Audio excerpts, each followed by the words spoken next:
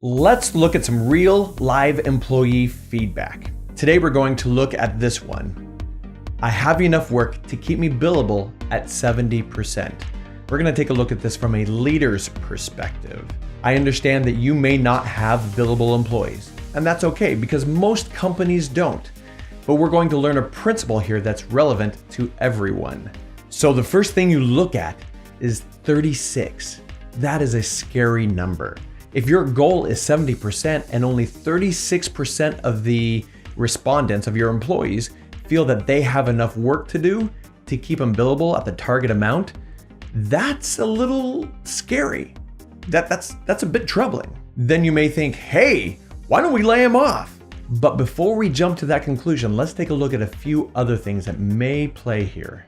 We really need to ask ourselves, why aren't they billable at 70%? And we could just say off the top of our heads that because we don't have enough work for them to do. That's the easy way out. The more difficult and probably more correct thing to do is to take a deeper look at why they're not billable. It could be a number of reasons, nothing having to do with that there's not enough work. For example, maybe there's a bottleneck. Maybe work isn't getting to them fast enough and they're sitting around waiting for some process to go through. Or maybe that there's too much red tape and they're focused on that 70% of that statement. And the answer is no, because I'm doing so much red tape that 70% of my time is not billing. It's doing all this extra junk. It could be something completely different. For example, 70% of 40 hours is 28.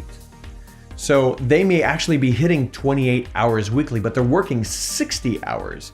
So that 28 into 60 is only 47%. So they look at it, no, I'm not billing 70% when they actually may be on that lower scale, but they're working so much that it doesn't feel like it.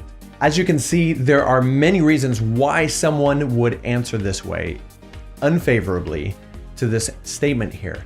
And we need to look a little deeper than just rushing to an answer.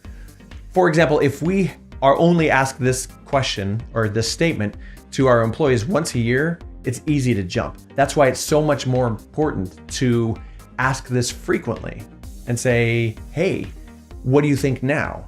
And then a month from now, and then a month after that, and to kind of take a benchmark and then watch this trend and then try different things and see where things are going and ask why. Why is it happening this way? If you only do it once a year, then it's really difficult to measure the improvement and also ask why and get a response. So those are some ideas that I have. What ideas do you have? Go to the Love Your Work Facebook group and answer. Share with us your ideas. And until then, love your work.